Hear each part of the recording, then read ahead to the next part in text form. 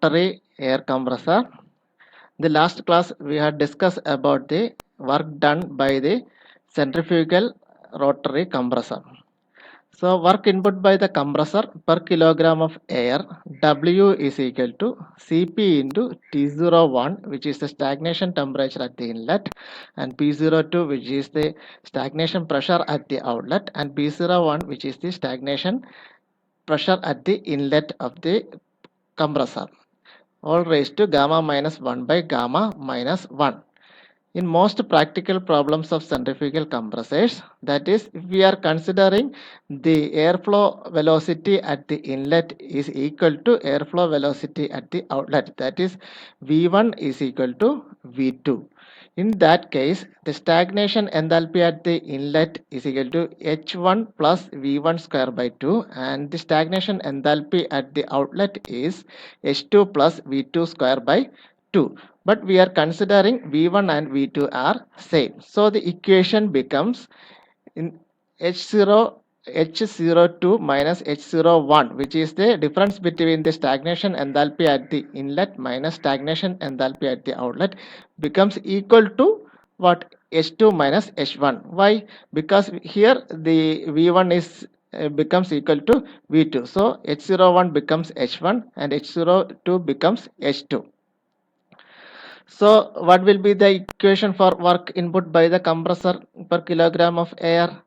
The equation becomes Cp into T1, which is the static enthalpy, and P2 static temperature, and P2 is the static pressure at the outlet, and P1 is the static pressure at the inlet. So the work done by the compressor will be expressed in terms of static temperature and pressure. So next we will derive expression for the width of the impeller blades. So for constant mass flow rate, width of the impeller blades can be calculated as follows. Discharge of air at inlet of the impeller becomes flow rate at the inlet into flow velocity at the inlet, flow area at the inlet into flow velocity at the inlet. So A1 into Vf1. So discharge is equal to area into velocity, where area is pi d1 into b1, where d1 is the diameter of impeller at inlet and b1 is the width of the impeller at the inlet, and Vf1 is the velocity of flow of air at inlet. So this is very much similar to the earlier equations which we had discussed in the case of centrifugal pump and the turbines, etc. So if the number of blades and thickness of the blades are considered, the effective flow area of the impeller becomes, so here we are considering the number of blades and the thickness of the impeller.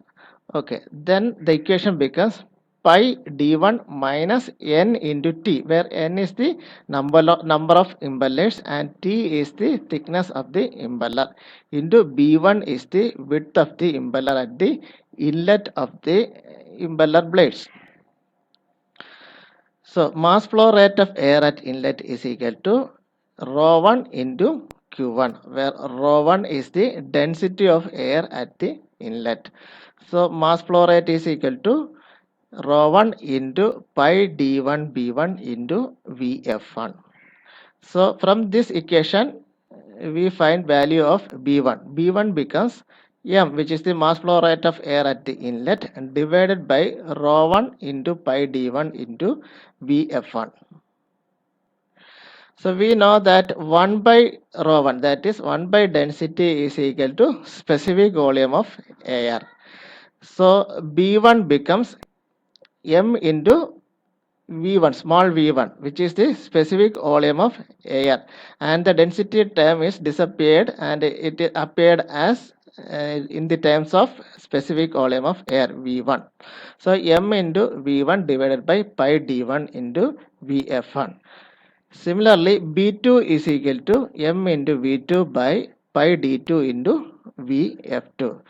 So b2 is the width of the impeller at the outlet of the impeller, and V2 is the specific volume at the outlet, D2 is the diameter of the impeller at the outlet, and Vf2 is equal to the velocity flow rate, flow velocity at the outlet. So next we are discussing about the losses and efficiency of centrifugal compressor. So in a centrifugal compressor there are a lot of losses. So some of the losses which we are discussing here are friction between the moving air and the impeller blades. First is the friction between moving air and the impeller blades. Next, friction between the air layers moving with relative velocities.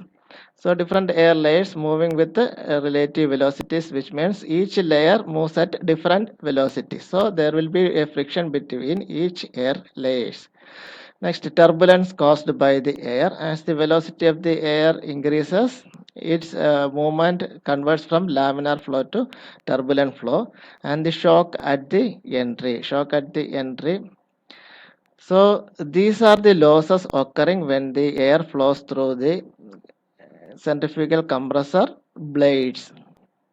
So what will happen to the air if these things come into picture? So these losses are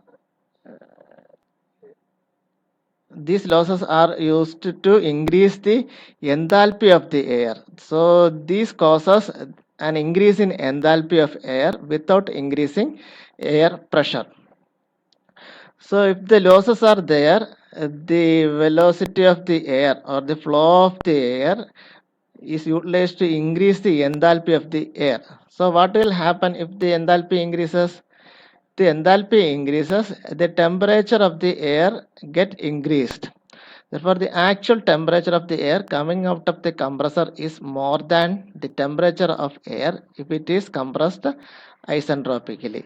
So, the temperature of the air increases due to the various losses discussed earlier.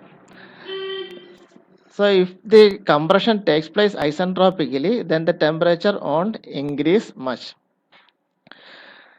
The actual work, so in the actual practice the temperature of air is increasing. The actual work input required for compressing the air for the same pressure ratio is more than the work input required if the air is compressed isentropically. So if the air is compressed isentropically means there is no heat transfer, that means there is no increase in temperature. But in actual case, in a real or in practical case, the temperature of air is increasing. Actually we are keeping the temperature constant by providing cooling jackets or by providing fins and fans. So but in actual case the work input required is high due to the increase in temperature. So from this diagram it is seen that while compressing isentropically, so during isentropic compression the line becomes 1 to 2 dash during the isentropic compression, but in the actual case the line becomes 1 to 2 dash. There is a slight increase in work here. So in actual case 1 to 2 is the line for the compression process, but if the process is ideal one which is isentropic process, then the line becomes 1 to 2 dash. So normal diagram will become 1 2 t t02 t01 and 1 like that. But an ideal process, in the case of ideal process, 1 2 dash t02 dash and t01 1. So since the cooling arrangement is not provided in the centrifugal compressors, the ideal compression process in dynamic compressor is isentropic compression. But the actual work input required for compressing the air is always more than the work input required for compressing the air isentropically for the same pressure ratio. So what is the equation for isentropic efficiency? Isentropic work input required. So this is the isentropic work input required divided by actual work input required gives the isentropic efficiency. Isentropic work input required is minimum compared to the actual work input required. So isentropic work input required becomes H02 dash minus H01. So isentropic compression process H02 dash minus H01. So the equation becomes mCp. We know that enthalpy is equal to mCp dt. So mCp T0 dash minus T01 for isentropic work input. But in the case of actual work input required, H02 minus H01 equal to mCp T02 minus T01. So the actual work input required is from T02 minus T01, but in the isentropic case T02 dash minus T01.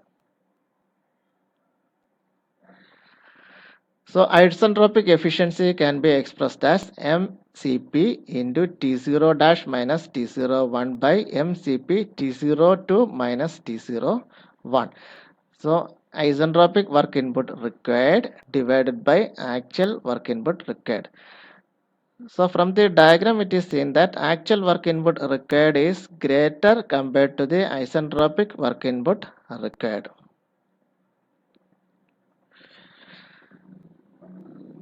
So isentropic efficiency can be expressed in terms of stagnation temperature T02 dash minus T01 divided by T02 minus T01.